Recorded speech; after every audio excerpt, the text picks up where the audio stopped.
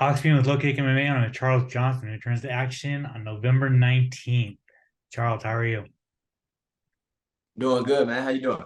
I'm good. I'm good. I'm very happy to be talking with you, man. You're 9 days out. How are you feeling?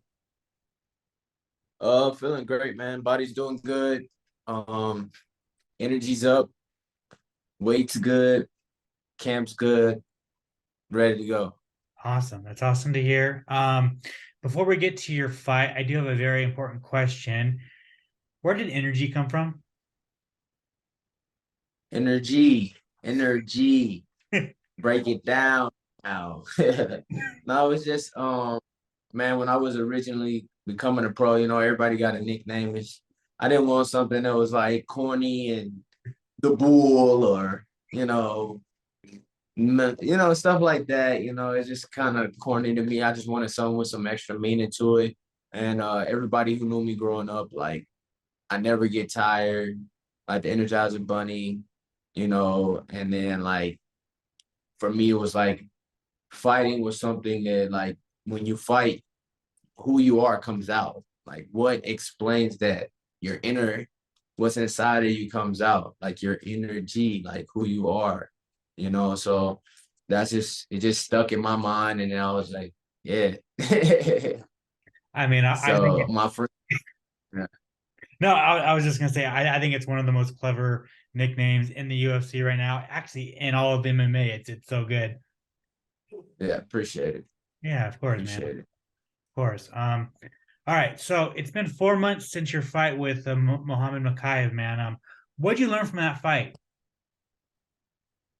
Um, just I learned a couple things, going there, continue to have fun, no matter the stage. I'm gonna show up and I'm gonna do well, and that I'm the most dangerous fighter when I'm confident and I believe in my skill set, and I'm taking risks and I'm in a fight and I'm not afraid to use my whole skill set. So, um, not afraid, but I'm not fighting someone else's fight. I'm fighting my fight. So I learned that the UFC is like any other promotion. It's got the brightest lights, the biggest crowds, but at the end of the day, you step in the cage and you got to do your job. You got to win, and they're not going to do you any favors. And the only way to get favors done is to win. Um, did you have the octagon jitters? Not jitters. It was just a big moment for me. I've been training and pursuing this dream for a while now, and it was happening right in front of me. So it's like I was in the fight, but I wasn't. Like I was kind of like taking everything in, and it's funny because it's like you got a kid like Muhammad in front of you who's trying to take your head off, but I was not worried about anything that he was doing, or anything that he did throughout the fight. I was more so like it was funny. I was telling my coach after the fight, I was like, man, I was just like, I just never clicked. The killer never came out because I was just like, the moment wasn't too big. It was just like, man, I did it. Like I was taking it all in that whole week. So I'm definitely looking forward to write some things, and I made some good adjustments during camp mindset wise. So when I step in there, um, I mean having that experience already gives me a greater advantage into every fight moving forward. So I'm not like walking in there like taking everything in. Now I'm just gonna be focused on the fight. So it wasn't really jitters though. I love nerves. I love having nerves. Anytime I've ever competed at the highest level, when I won two national titles and championships and AAU amateur titles, it was I had the most nerves, but I knew I was prepared and I had my best races and I ran personal best. Same as with competing and fighting and wrestling. So Hmm. Now that you've been in with Mokaev, is he as good as everyone thinks he is? everyone's good in there. I think his wrestling is as a fighter, he has shown that he can finish people as a professional, so you can't take that away from him. But he's in my weight class, so you know he didn't show me anything spectacular, honestly. I feel like when people go back and watch my fight, they'll see, you know, when he competes against the best guys, and I feel I'm one of the best guys in the weight class, and he's a good fighter. He's not anything special. He may become that years from now, but right now, at this point in time, he has a good skill set, and his wrestling puts him at a level that he can compete with anybody at flyweight. You fought Brandon Royval back in 2018 before you guys are both in UFC. Mokaev has been calling him out. How do you see that fight going down? I think if Brandon has at times had put himself in position through he's kind of wiry sometimes. He has a lot of skill. He has a wide skill set and he's really good in my opinion. And he probably can beat anybody on any given night because he's unpredictable. But also in that unpredictableness, he opens himself up for guys who are very stylistically like wrestlers like Muhammad. So he could definitely pose a lot of problems with his length, his mind, his understanding of positions, and he has really great cardio. So all those things will be threats. If he can stay composed and within his skill set and don't take too many big chances like he did when he fought Pantoja. Yeah, Pantoja, in my opinion, dead to rights. But he took an unneeded risk and got submitted in a fight that he would have won, in my opinion, and made him a #1 contender. So as long as he stays within himself, I think he can win that fight. But Muhammad has shown that he's pretty anxious too. Like in Michael Border, he took a lot of risks that he didn't take against me. Had he taken them against me, he probably would have got knocked the fuck out. But he knew there was no margin for error, so he did what he needed to do to win, which was control and kill clock. So he's shown that he can make adjustments to the type of fight he needs to fight. So when it comes to adjustments, Muhammad probably has the upper hand because he makes the right adjustments depending on the opponent and respectfulness. But we'll see. Just all depends on who shows up. I don't think it really matters at this point because everybody's going to see everybody, man. The flyweight is really, really stacked. I believe without a shadow of a doubt, it's either one or two as far as like best weight classes when you look at the talent. I don't think it's any other weight class that has as many champions as flyweight. So before they got into the UFC. And so the weight class was remade based off of champions, and it's only continued to be that. So it's very interesting to see where we go within this next year or two as far as the belt and as far as matchup wise. And hopefully we can get more fights going because flyweights are always ready to fight. It's such a fun division, and it's just crazy to think a few years ago the UFC we're on the brink of cutting it and getting rid of it. So it just shows Which, that which never made any sense, right? Like the flyweights were way more exciting than any women's weight class and way more exciting than half the roster, in my opinion. Regardless, it was the UFC's fault for putting on the same fights and not growing the weight class. They had the same fighters in there for years. And although they were really good fighters, you had a lot of talent that you could have been bringing in and building that weight class, and you chose not to. So instead of getting rid of it, I'm glad they chose to address that mistake and add depth, add talent. And now it's, in my opinion, the best weight class. it's Skill for so skill. fun. Yeah, it's so fun. It's so fun, man. Last thing on UFC London, man. I just wanted to know what were the emotions like after that fight, man? It was a big fight. Your UFC debut, you were on this long winning streak. What were the emotions like after the fight? I feel like I kind of let an opportunity slip and I was a little let down about myself because I didn't get up for that fight. I was just kind of like going through the motions. And it's kind of awkward because big moment, I've always stepped up to the plate and shown like I've outdone myself. And so it was kind of like weird in that aspect. But also I didn't fight bad. It was just kind of the fight was the fight.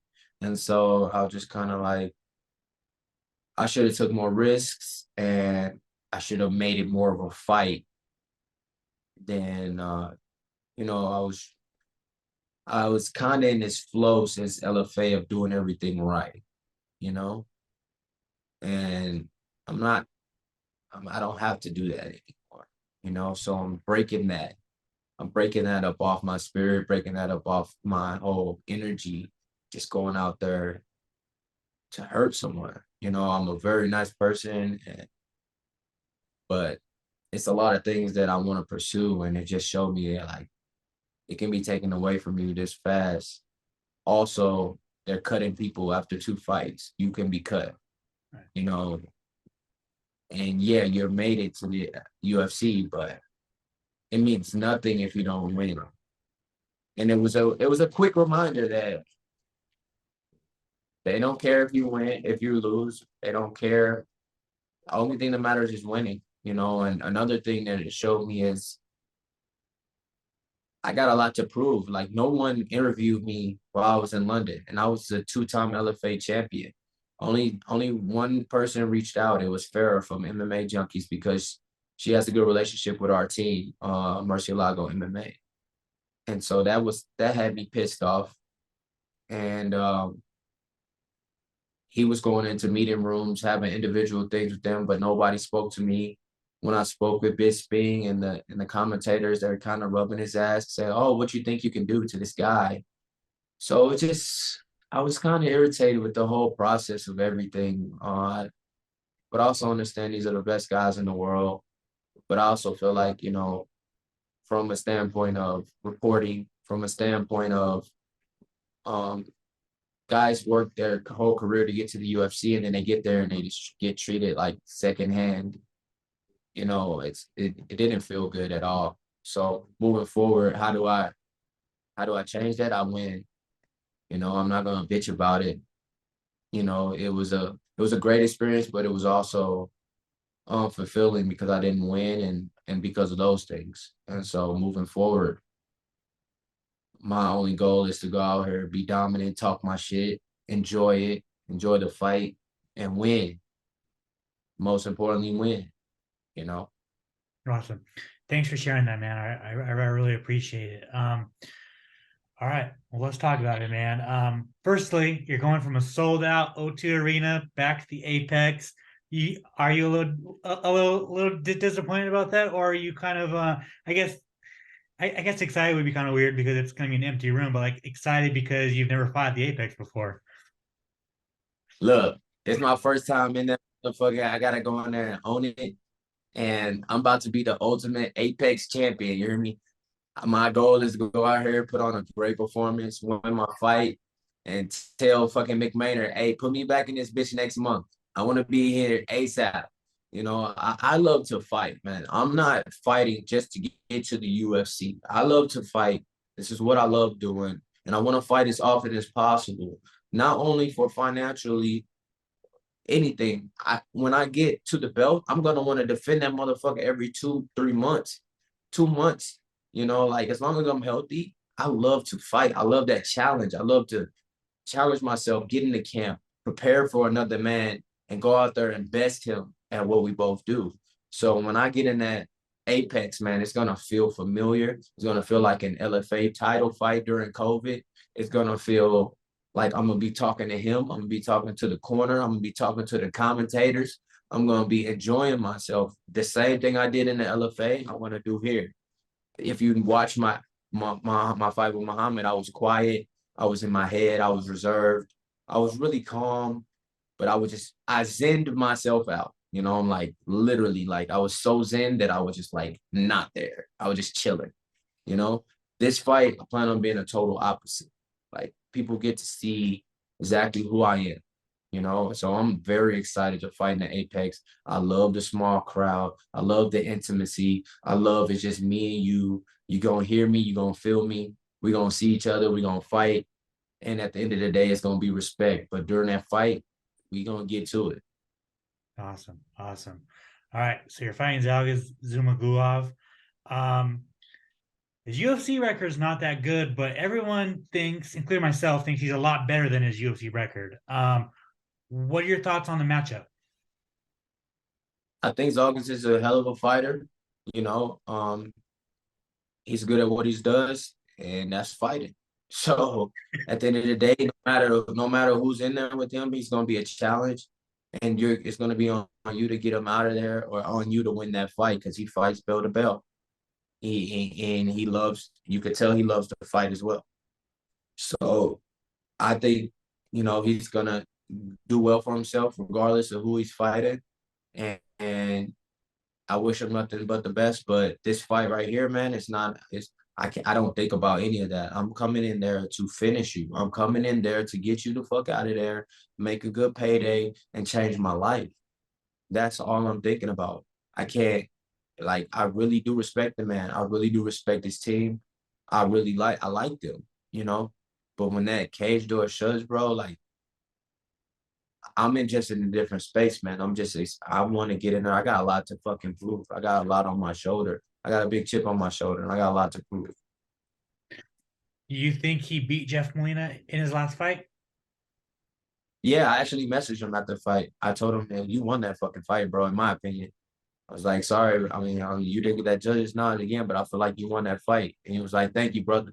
That was way before we got matched, right? And I messaged him after other fights, told him good job, because I met him in Abu Dhabi a couple of years ago when I was cornering Joaquin Buckley, and his team gave me some chocolate or whatever. But I knew him through my the manager who was at Tiger Muay Sayat. So like he introduced me to their team. They're just a bunch of great guys, good guys. Seem like good individuals. Very, you know, very warm men. Like we had a good conversation, and from that moment on, I always respected. I followed. I liked his fights. So he's had some tough opponents, man. He's fought some of the best guys in the weight class. Um,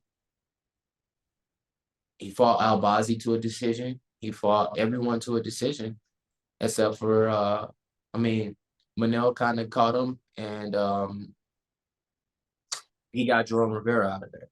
So he's a tough guy, man. I'm very excited for this opportunity. At the end of the day, November 19th, how do you get your hand raised? How? Shit. Any way I want to, man. This fucking fight, bro. I'm coming out here ready to end this motherfucker. Like, yo, it's gonna be devastating. Whether it's gonna be crazy submission, Twitter going fucking crazy, because or a knockout, like one of the two. I'm finishing him, man. I'm not going to judges. No way, not possible. Gas, gas, all gas. For anybody that didn't watch you on the regional scene, do you feel like this is going to be the perfect reintroduction to Charles Energy Johnson? I think this is gonna be fitting. I earned a lot of fans in London, so I look, man. I'm so respectful and humble. Like this is the confidence I've had to start talking to myself with in training, because I'm too nice. I'm too nice, and so I gotta bring that. I gotta start speaking on what I'm gonna do. So when I get in there, I do it. I found myself being too humble and too nice, and caring about too much other than what matters is in me getting my hand raised and my life moving forward, changing things, not struggling so much financially. For sure. And finally, man, you said you wouldn't mind turning back around.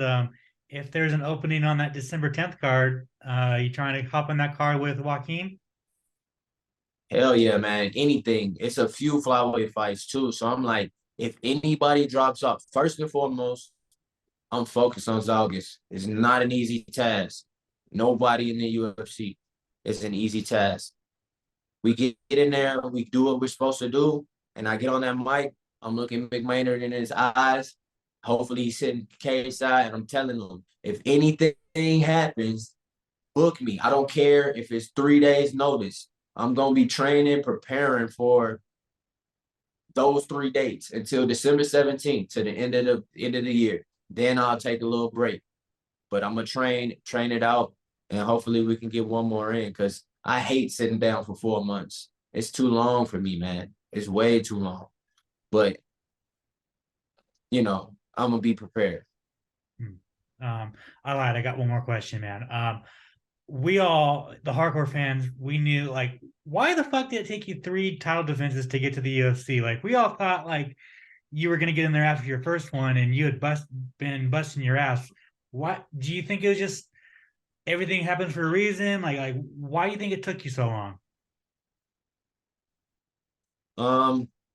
Marketability and timing.